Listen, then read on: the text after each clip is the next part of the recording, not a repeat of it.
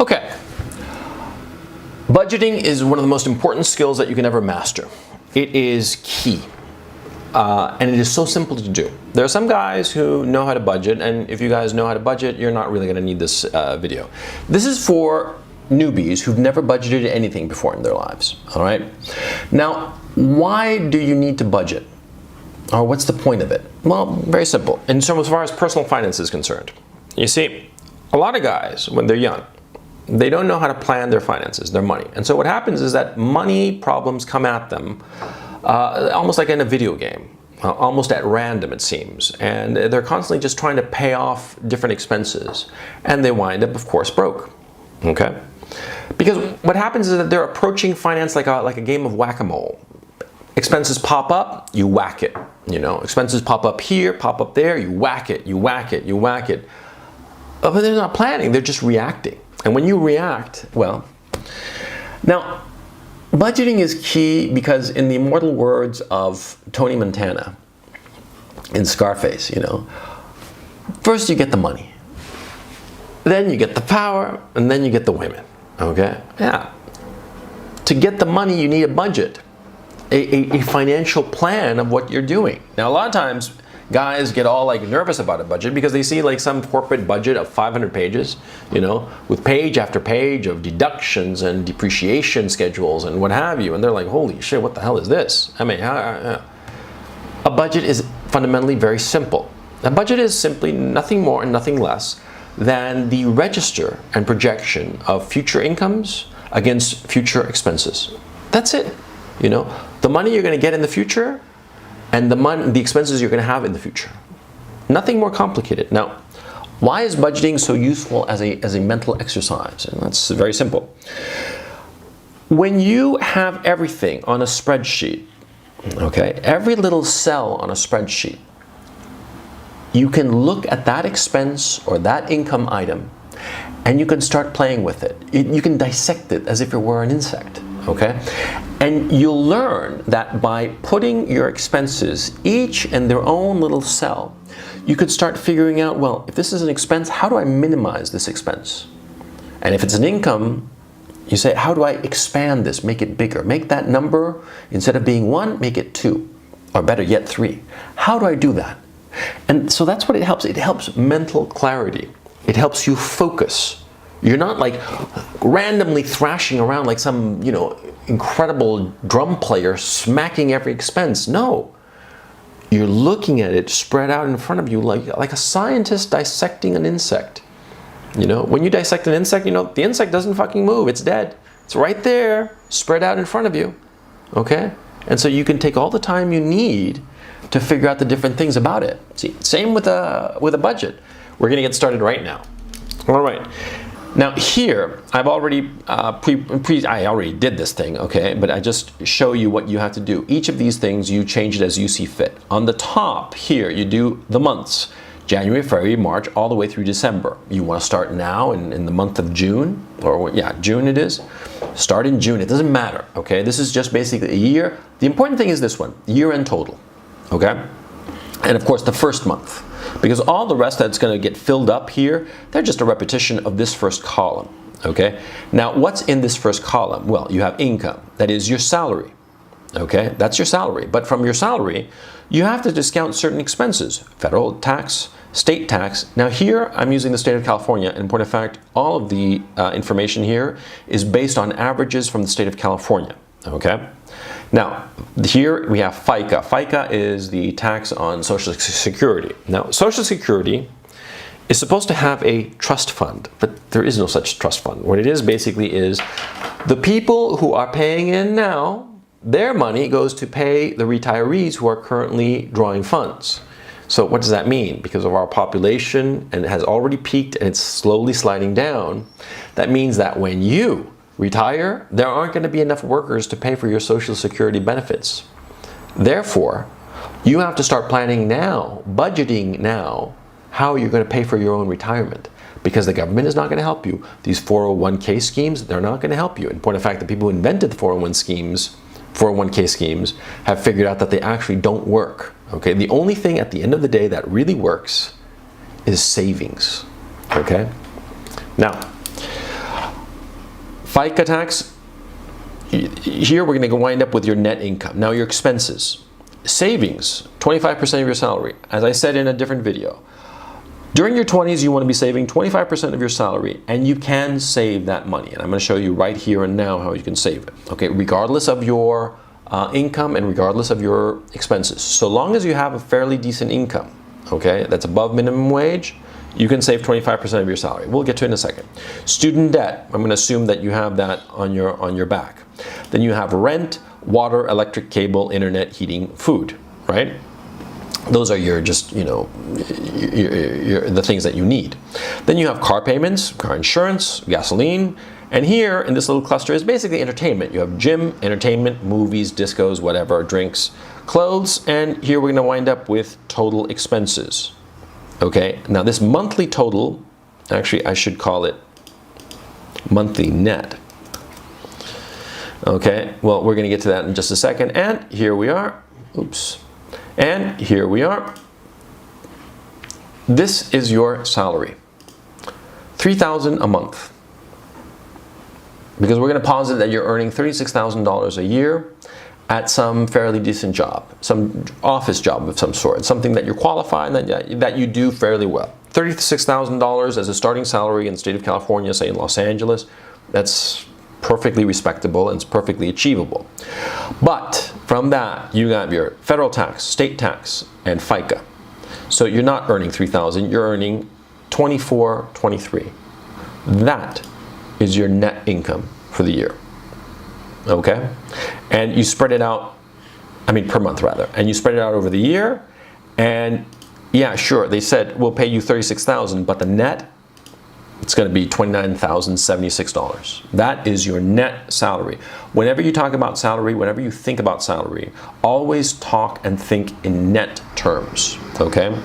Because it's all good and fine to be talking about earning $36,000 a year, but you're not really earning $36,000 a year now, are you? You're earning just over $29,000. $7,000, bye-bye to the tax man, okay? So be honest with yourself. Don't aggrandize yourself in saying I'm earning 36. Be honest and say I'm earning 29, because that's what you're earning. Now your expenses, let's get to that. Your expenses, here I put like an initial approach. You're paying $350 in student debt. Okay, you're paying $700 in rent. Water, electric, cable, internet, heating. I put these fairly, not arbitrary figures because they're sort of accurate. In some places in California, you're never going to have a heating bill because, the climate doesn't require heating, but you are going to have a higher electric bill because of AC. The total of these expenses is roughly 20% of your rent, and that's fairly reasonable, okay? Now, your rent is $700, and you're paying an additional $145 in different expenses. Now, food. How did I get to this figure of $450? Now, this is food that you buy at the grocery store and that you cook for yourself. Not pre-processed food, not prepackaged food, not restaurants. Certainly not restaurants. This is raw food that you cook yourself. $450 is reasonable for one person. That's basically $100 a week. The month has 4.5 weeks, so $450 a month in food. You can get by with that easily, okay? Car payments. The average in the state of California for a car payment is $479. The average car insurance in the state of California is $164. Price of gasoline. I put $150, and I'll explain how. In California, a gallon of gasoline costs $2.50 roughly. And in California, cars in general, the average, have about 25 miles to the gallon. So basically you're paying 10 cents for the mile, right? 10 cents for the mile. Now suppose, for the sake of argument, that your job is 25 miles away. In LA, that's, it happens all the time.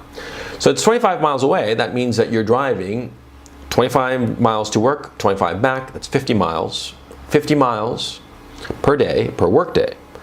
You have 20 work days in the month, so that's 1,000 miles. 1,000 miles times 10 cents, that's $100. That's what you're paying in gasoline just to get to work. Now kick in another $50 per month, 500 miles. Because you go here, you go there, you go grocery shopping, you go to visit your friends, it doesn't matter why. Just kick it in, and so there you have it. $150 in gasoline. Now, gym, entertainment, clothes, we're going to leave that at 0 because of this. Total expenses. Your total expenses, spending 0 on gym, 0 on entertainment, 0 on clothes, and forget about furniture or anything like that, is $2,423 per month. You have a net deficit of $15 per month. And this is bare existence, okay? Now, if you were living like the whack-a-mole financial life, you wouldn't even realize this. That, and what you would do for the times that you're short on money, you'd zip it on your credit card. Now, I'm gonna rant now, okay? Credit cards are the most convenient product you can ever have, and yet at the same time, they are the most dangerous and evil thing that you can ever have, insofar as financial products are concerned. See, what happens if you crash your car and it's your fault, and your insurance won't pay for it? If you have a credit card with a high enough limit, you can use the credit card to fix your car, and so you won't miss a day of work. You'll be able to get to work, and therefore it won't affect your income, and slowly you'll pay off this credit card debt. What happens if you have some, medical problem of some sort? What happens if whatever problem you have that's, unexpected? A credit card is the best tool in the world, financially speaking, of course. Yeah.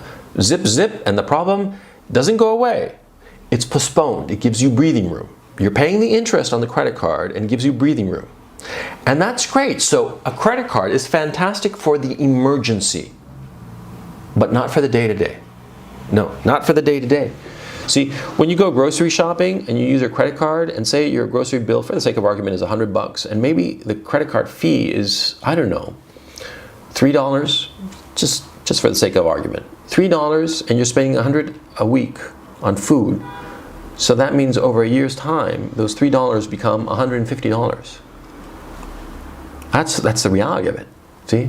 The little expense of that credit card adds up grotesquely and incredibly quickly. And if you find yourself that in order to live the lifestyle that you want, you depend on a credit card, well, then you're going to be on what I call a bicycle. See, because what will happen is that, see, you're going to accrue credit card debt. Say every month you accrue $200 worth of credit card debt. Every month. Because that's basically what you're short on. And you're thinking to yourself, at some point in the future, you'll get like a tax refund, or you'll get a better job, or a bump up in your salary, and you'll be able to pay off your credit card debt, right? And you think that you'll be able to do that. And maybe you can, but what will happen is that, see, you'll be used to spending more money. And if you get a bump up in your salary, you'll spend even more money because you'll feel that you have more money. And so what will happen is that $200 a month that you are spending on your credit card, well, tack on the interest. So it won't be $200, it'll be, $215. And then it'll be, the next month, it won't be $415, it'll be $430. And it'll just keep growing and growing. And all of a sudden you'll find out that you can't get out of that hole. And then you'll start using another credit card to pay off the first credit card. But then, that new credit card that you use to pay off the old one, that tacks on some interest some more, and you're gonna go broke. Eventually, it's inevitable, okay? And see, that's how the system is designed, because the guys who are making the credit cards, the banks, they want you to go, no, they don't want you to go bankrupt. They want you to be debt slaves. They want you to load up on credit card debt and pay it every month, because every month of interest is money that goes to their pockets. Don't be that guy, Don't be that guy who is paying Wall Streeters their salary. Be smart. Use a credit card. Get a credit card. Use it for what's smart, what's necessary. Don't use it as a part of your existence. Keep it in your back pocket as just when it's needed. That's it. Okay? Now, let's continue with this. As you can see here, this is bare existence. Now, here I've stretched it out for the whole month. And as you can see, your total income net is $29,076. Your total expenses is $29,256. That is a shortfall of $180. That's your shortfall. Okay? And you have saved $0, and you have no entertainment whatsoever. This is what is known as bare existence. You are simply living, no, let me phrase it, you're not living, you are simply existing in the world. and you have nothing to look forward to, and you're just a cog in a machine. You could be replaced by a robot and nobody would even notice, okay? You have no entertainment, you have no savings. If you lose your job, you are fucked, because since you have no savings, what are you gonna do, right? Okay, so how do we start to fix this? Now, in the car payment section, that's the average car payment in the state of California, $479. Now, look on this website. Here we have the 2017 Chevrolet Cruze Premier. Its manufacturer's suggested retail price is $29,525. The net after rebates and all the rest of it, the out-of-pocket expenses is $28,13. Now, let's go to a car payment calculator. $28,13 at 2.9% interest rate, which is what the Chevy dealership there was giving. That's $430, right, per month. Now, that's below the state average of $479, which I didn't put in the thing. But here's the thing. That's for a 2017 car. Do you need a new car? Okay. Now, that's a mid-sized, fairly run-of-the-mill car. It's durable. It's a good car.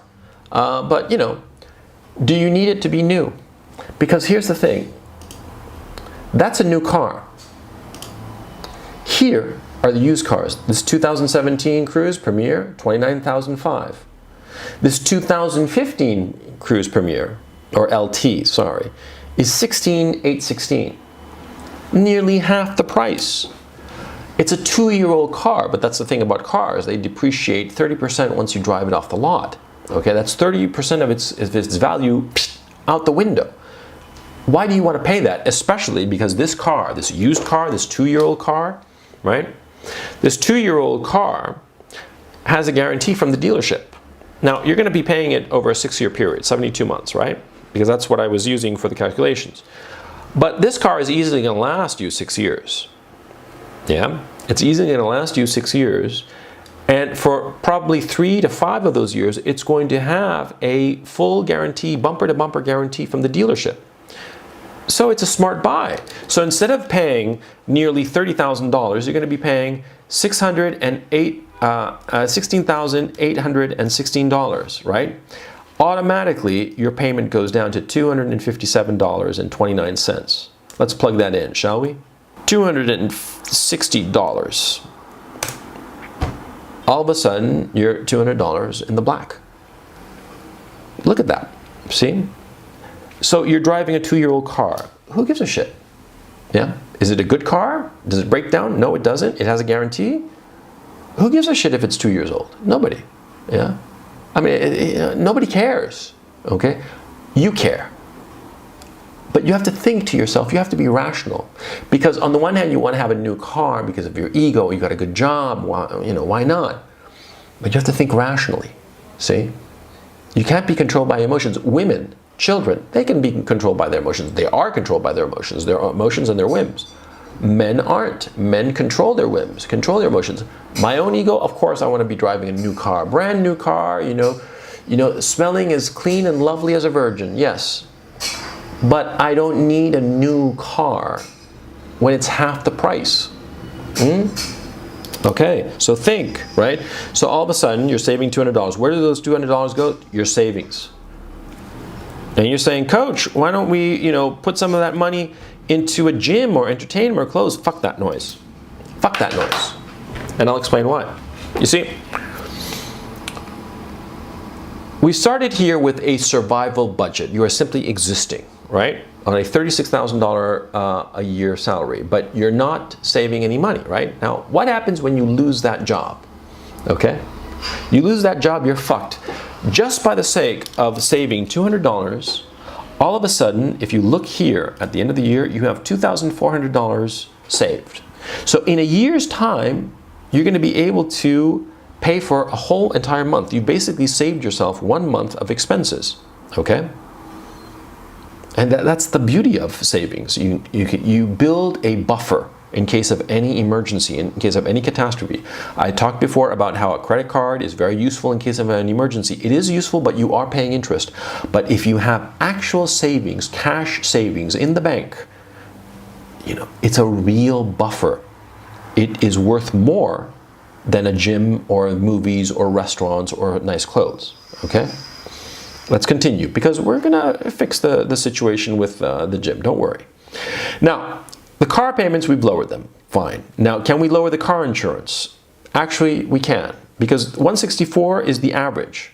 I looked around, and in California, you can get, for that type of car, you can get a car insurance for 130 bucks. For 130 bucks. And that's like, a few dollars worth of savings, $30 worth of savings. And you say to yourself, well, it's only $30. Well, it's only $30. If you walk down the street and you saw 3 10s lying on the ground, would you, deign to stoop to pick it up? Oh my God, there was $30 on the floor, and they were all dirty and muddy, and ooh, I don't want to get my hands dirty. So I just walked on by and left those 30 bucks behind. You know what I would say to you if you said that to me? I'd say you're a fucking idiot.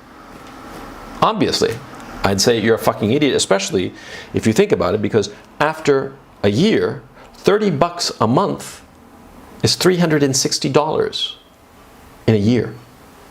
So of course you're going to try to save on car insurance, okay? Of course you're going to try to save in everything that you can. Now, in the gasoline issue, this was a hypothetical, and so we'll leave it at that. Let's just say for the sake of argument that you can't lower it, okay? But you could lower your car insurance, okay? And so you did. You looked around. And how long did it take me, by the way, to go from the average of $164 to $130? How long did it take me? It took me about 10 minutes of surfing the web. And I got to the page where I was all set. All I had to do was put in the license plate number and my own driver's license, and I could, get a quote and get it all going. And I'd be paying 130 bucks as opposed to, actually it was 129 and change as opposed to 164. So you see, it's just a few minutes and you're saving yourself $360 a year, So you see, think of it as cost benefit. I mean, think of it in terms of hourly wages. What job on earth pays you $360 per year for 10 minutes worth of work? I don't know of any. Do you? Okay. So, you're lowering your costs here. Now, rent. That's the other big expense that you got. Okay? Rent, you're paying $700. Now, rent is paying $700, and you say, well, yeah, because it's my own place. It's in this nice area. Good restaurants, nice shops. And to that, I say to you, well, what good is having nice restaurants and nice shops around where you live when you can't go to those fucking places except if you use your credit card to go into debt that will bankrupt you? What good is living in this nice neighborhood, if you can't enjoy it? You see what I mean? Wouldn't it be better to live in a not so nice neighborhood where you actually could go to the restaurants around there? Huh? You see my point, see? Your ego is making you do things that are not rational. Do the rational thing. Live in a cheaper area.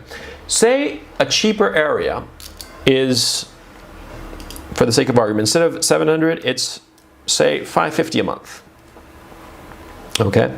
All of a sudden, you've saved $150 per month. $150 per month over 12 months, how much is that? It's $1,800 a year. $1,800 per year. That is practically a whole month's of expenses saved. So you see, you start to see, your ego is forcing you to pay $700 when you can live in a lower middle class area, perhaps not a nice area, and not an area where you're going to get knifed if you're walking down the street at 12 at night, but not a nice place, not a place that you're like cool. But so what? See, your job is not to be cool. Your job, your mission in life is to make it, to move forward, okay? And the time that you're spending in your 20s is not a time to be cool. Fucking loser high school punks want to be cool. When you are a 22, 23, 25-year-old kid, fresh out of college, you want to be building a life so that you can enjoy it when you are 35, 45, 55. Okay? Blowing money when you're young just to look cool. Who's going to know? Who's going to care? Oh yeah, John Smith, he's not very cool, but he's got like a lot of money in the bank, the fucking bastard. At best, that's what people are going to say. See? So don't worry about looking cool or living in the cool area. Worry about what's important, which is saving money and having a buffer. Okay? Let's continue. So you're living at 550 bucks in rent. But here's the thing. What if, say you're 25, and maybe you don't have a girlfriend, do have a girlfriend, it doesn't matter. But say for the sake of argument that, you find out that some guys are renting a house, and they're okay guys, co-workers or guys from the gym or whatever. We'll get to the gym in a second because we're going to add that on in just a bit. But these people, and they're thinking, there's this big house and we're thinking of like moving in together and save on expenses. You do it. You grab that opportunity because, they want to rent a house, 3-4 guys, instead of paying $550, you're paying all of a sudden, say, $400, and it's furnished. So you don't have to worry about that. You see my point, and you're saving money. All of a sudden, you went from $700 down to $400. And you're going to be living with some other guys, but frankly, ask yourself this: how much time do you spend at home? I mean, you're going to work every day, right? And you're doing different things, Is it necessary? That's the point. If it's not necessary, then don't do it. All of a sudden, you're saving money, and look here, the excedent is $338. Where do you put that money? Fucking A, that's where you put it. Savings. But before we get there, you can't live like a monk. You can't live like a monk. You have to give yourself a little bit of, a reward, a little bit of a carrot, right? So let's go down to the gym. You want to go to a decent gym, first of all, you don't need a gym, okay? You want to lift weights and you want to go running, right? That's what's good for you. How much is a set of used barbells on Craigslist? $50. How much are a pair of good running shoes? $50. For $100, you're set, and $100 and that's it. You don't have to pay monthly fees. That's it. $100. You got your barbells, you got your weights, you got your running shoes. What more do you need out of life insofar as, physical conditioning is concerned? Okay? Sure, it's great to use the latest machines and this and that and the ones that, check how many calories you burn and all that crap, right? But it's all crap. It's all, bells and whistles that you don't really need, okay? So before you go and sign up for a gym, figure out if, you'd much prefer to just, buy used equipment, buy a good pair of running shoes and leave it at that, okay? You don't need a gym, okay? Now, of course, say that a gym, the nice gym in your neighborhood, has all the latest equipment and you meet nice people and it has a pool. Well, okay, let's say it's $50. $50, that's perfectly respectable, okay? You still have 288 excedent, okay? Where do you put this 288 excedent? Here, savings. You go from saving $200 a month to saving $450, okay? And that $450 a month, it's still not a quarter of your net income. A quarter of your net income would be what? $606, right? You're still $156 away from that net income. You still you're still not at your target of saving a quarter of your salary, but with $450 that you're saving per month, you're going to be at $5,400 per year. $5,400 per year is 2.5 months. If you lose your job, you'll be able to survive for 2.5 months, almost 3 months. That peace of mind, the only thing that can buy that peace of mind is savings, and you want that. And here's the other thing, of course. If you never lose your job, if everything goes smooth and you go from job to job or you climb the ladder in your own firm or whatever, that saving will keep on growing, right? And so in 2-3 years, you're going to have enough for a down payment on a house. See? Because that's your goal. Your goal as a young man is to get together the cash for a down payment on a rental property. Not a house where you live. No. You buy a place and you rent it. And you live like a fucking monk. Living in a house that you share with a couple of other guys. Maybe you think that they're assholes. It doesn't matter. Okay? Your goal is to get together a portfolio of rental properties. That's what your goal is. That your mind is set on that goal.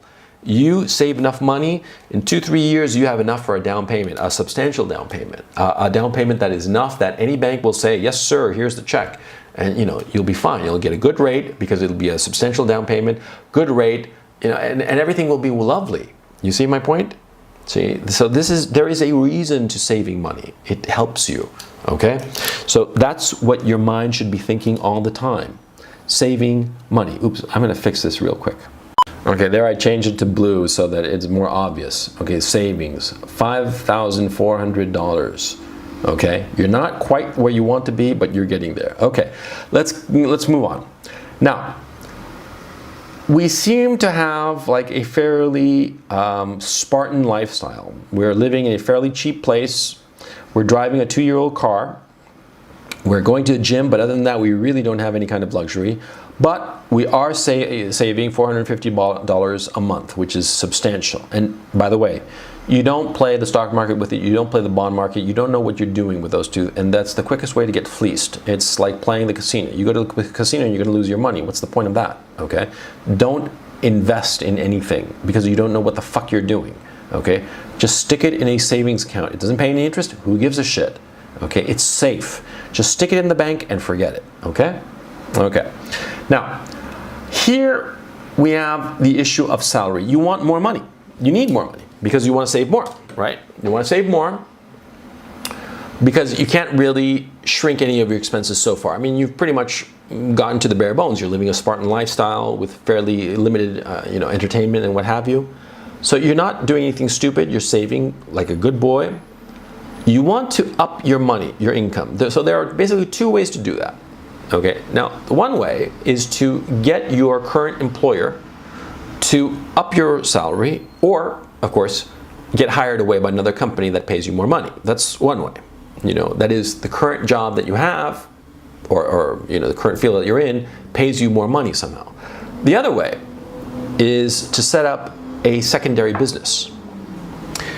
Now this is extremely useful and that you should be considering, right now that you have a good job. Okay, now say for the sake of argument that you like to do woodworking and you have this neighbor, and the neighbor, you got to talking one time with your neighbor and he said, oh, I need a dinette set or whatever and I don't want to pay like $300, and you're like, hey, pay me $300 or $200 and I'll make you a dinette set. I know how to do it. Great, he says, and you go and you know what you're doing insofar as woodworking, so you build him a dinette set. And you clear, say, for the sake of argument, $200, and it took you like a month of weekends to do it, yeah. And you say, oh, that's nice, little money in my pocket. No. It's a future business. It's a future business, okay? See, you're in your regular job, right? And on the weekends, you do this woodworking thing. Now, say you lose your job. Okay, and you start looking for a new job, and you have your savings, so you're okay. You're thinking, oh, I can last 2, 3, 4 months with my savings. It's fine. Now, I myself have never had a 9-to-5 job, but friends of mine have, and they've told me that when they've lost their jobs and they're looking for a new job, there are a hell of a lot of downtime. Okay, and a lot of them fell into depression during that downtime because they had nothing to do. See? And so this is where your side business comes in. Say you're doing woodworking gigs, and you pick up 1 gig here, 1 gig there. It averages to about 1 a month, and you score a couple $100 doing whatever, or maybe it's mowing the lawns, as basic as that. It doesn't matter. Just some secondary activity that fills up your weekend. With something that you enjoy, perhaps, it doesn't matter. If you lose your job, you can ramp it up. And it'll eat up a lot more of your time and generate some income. Perhaps not a lot, but enough that it's something that's coming in while you're looking for another job. You see what I mean? And see, there's nothing worse than sitting at home waiting for a phone call. Okay? Men were not built for that. Men were built to go out and get stuff. Men were built to go with their spear and kill the mastodon. Yeah? Men were not built to, sit by the phone, staring at it, waiting. No, that's not how we're built. Okay, and you will go insane, or more likely, you will get incredibly depressed.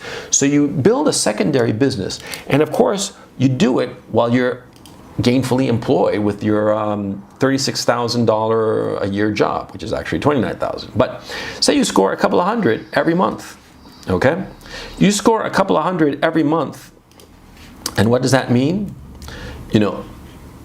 At the end of the year, it's going to be $2,400.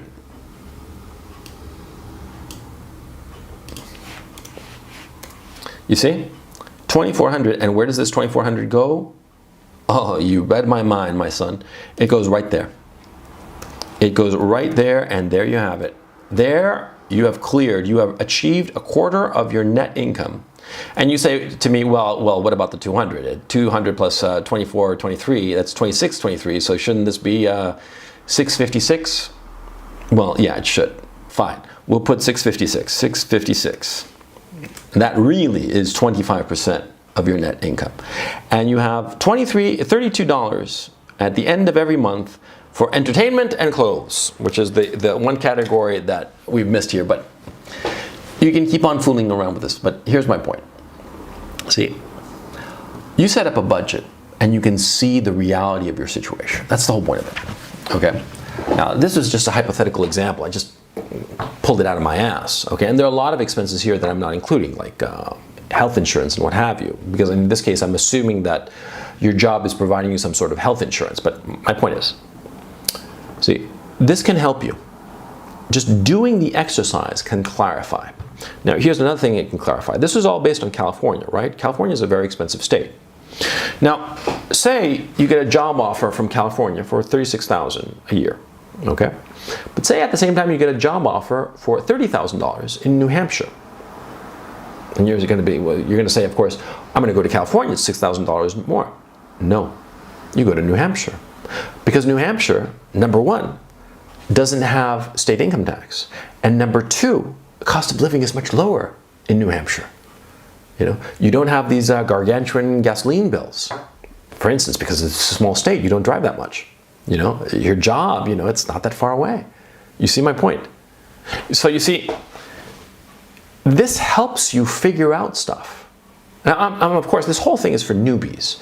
Guys who know about budgeting are going to look at this and say, well, you know, this is really simplistic. You know, a lot of things that he hasn't done. Yeah, that's absolutely true. But for a newbie, this is how you do it. And it's not complicated. It seems complicated. You look at it at first and it just splashes you like cold water to the face. You know, all these numbers and you're like, what the hell does this mean? And all you have to do is just be a little bit patient, okay? The numbers tell a story. The numbers can help you, okay? The numbers can help you, and see, they show you that with a little bit of a planning, you know, you're not gonna be trying to whack down every expense that comes your way, because rather than being, you know, thrashing about, you're going to be able to see those expenses coming at you.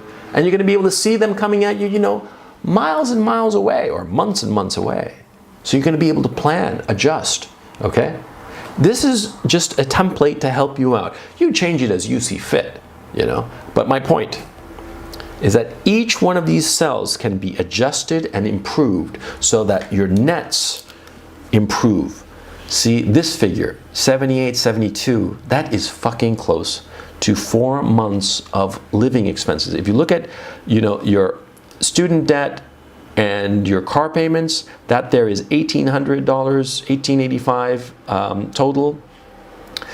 See, 78, 72, what's that? Close to 4 months of your expenses. Actually, more than 4 months of your expenses. And that's assuming you can't find a job for 4 fucking months, which is, you know, it's not going to happen because you'll find something much sooner.